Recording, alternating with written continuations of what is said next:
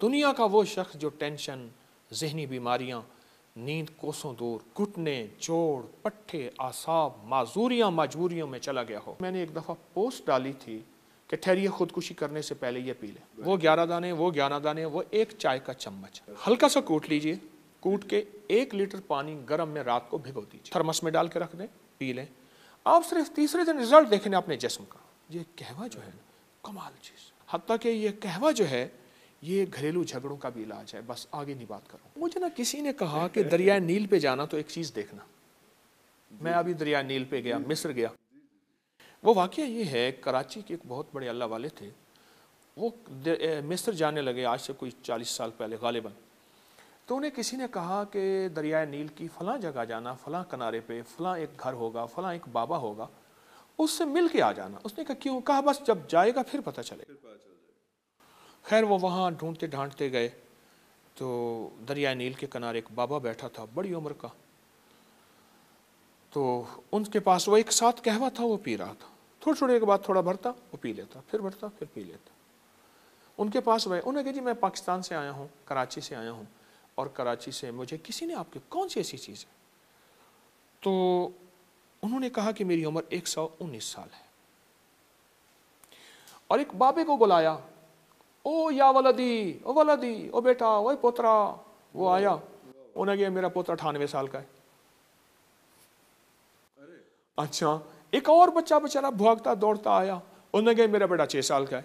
6 سال کا؟ ایک 98 سال کا ہے، ایک 6 سال کا، اور خود 119 سال۔ اور مجھے ان بزرگوں سے ایک اور بھی پتا چلا کہ وہ 126 سال کا تھا۔ 119 تو ٹھیک ہے۔ اچھا وہ راز کیا تھا؟ وہ ایک قہوہ تھا۔ ایک قہوہ تھا؟ میں دریائے نیل کے وہاں گیا ہوں، بابا تو نہیں مل سکا مجھے، بابا نہیں مل۔ آپ حیران ہوں گے، تقریباً 6500 کلومیٹر لمبا دریا ہے، اور حدیث میں آتا ہے یہ جنت کے دریاؤں میں سے ایک دریا ہے۔ 4 دریا ہیں جو جنت میں سے نکل رہے ہیں، اور نیل جنت میں، اور ان حضرات نے نیل کو ایسے سنبھالا ہوا ہے، 5 منزلہ جہاز میں نے خود چلتے دیکھے۔ اچھا وہ ایک قہوہ ہے جو میں نے ایک دفعہ پوسٹ ڈالی تھی کہ ٹھہریے خودکشی کرنے سے پہلے یہ پی لیں، اور وہ دنیا کا وہ شخص جو ٹینشن، ذہنی بیماریاں، نیند کوسوں دور، اور زندگی بے چین اور زندگی پریشان، گھٹنے، جوڑ، پٹھے، اعصاب، معذوریاں، مجبوریوں میں چلا گیا ہو، اور وہ چاہتا ہے کہ وہ اسی طرح زندگی گزارے، وہ 119 سال والا بابا اور اس کا 98 سال والا بیٹا، ٹھیک ہے؟ تو وہ قہوہ ہے اناب، سپستان اور بہدانہ۔ بس اناب 11 دانے، سپستان یہ لسوڑیاں خشک ہوتی ہیں، اور بہی دانہ وہ 11 دانے، وہ 11 دانے، وہ ایک چائے کا چمچ ہلکا سا کوٹ لیجئے، کوٹ کے 1 لیٹر پانی گرم میں رات کو بھگو دیجئے۔ صبح اٹھ کے اس کو صرف 5-10 منٹ خوب ابالیں ڈھانک کے، اس کے بعد رکھ دیں۔ اب اس میں سے 1 کپ پیتے جائیں، وہ اس کے اندر دوائی پڑی رہے، شام تک یہی دوائی آپ پی لیں، ٹھیک؟ بابا تو زیادہ پیتا تھا، آپ پی لیں، تھرمس میں ڈال کے رکھ دیں، پی لیں۔ آپ صرف تیسرے دن رزلٹ دیکھیں اپنے جسم کا، اس کے وہ فائدے۔ یعنی ہم نے یہ پوسٹ ڈالی تو لاکھوں سے زیادہ لوگوں نے اس کو آزمایا۔ کوئی کہتا ہے میرے بال پھر سے سیاہ ہونے لگے، کوئی کہتا ہے میرے دانت کے مسئلے، کوئی کہتا ہے میرا پرانا نزلہ، الرجی ختم، اور یہ اس کا علاج ہے، واقعی علاج ہے۔ یہ اصل میری والدہ کا ٹوٹکا ہے، انہیں پتہ نہیں کہاں سے ملا تھا، مجھے تو مصر کا حوالہ ملا۔ کوئی بیماری ہے، دماغ کمزور، یادداشت پہ اثر ہے، وقت سے پہلے بڑھاپا ہے، اماں بچپن میں پلاتی تھی۔ میں آج سمجھتا ہوں اگر کچھ میرے اندر کچھ صحت کی کوئی، ابھی تک تو اس کی کریمے سے کوئی روگ نہیں لگا، اگر ہے تو وہ یہ بنیادوں میں چیزیں، فطری غذائیں اور یہ قہوہ جو ہے کمال چیز۔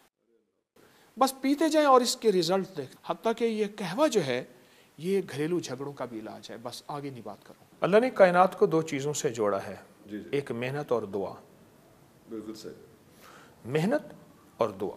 سرور کونین صلی اللہ تعالی علیہ وسلم نے دونوں چیزوں، ایک طرف غزوہ بدر میں 5 گھنٹے کی دعا ہے، اور ایک طرف محنت ہے کہ بچے تھے تو ان کو بھی شامل کیا، اور کسی کے پاس تلوار نہیں تھی تو کھجور کی چھڑی دے دی۔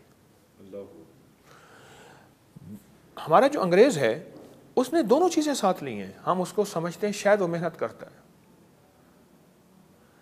ہمارے سائنسدان، ہماری تاریخ، ہمارا نیٹ، پوری دنیا بتا رہا ہے کہ انگریز روحانیت کو کتنا مانتا ہے، کتنا اس پہ یقین رکھتا ہے اور کتنا اس کے ذریعے سے اپنے مسائل کے حل کی کوشش کرتا ہے۔ پوری تاریخ بھری ہوئی ہے۔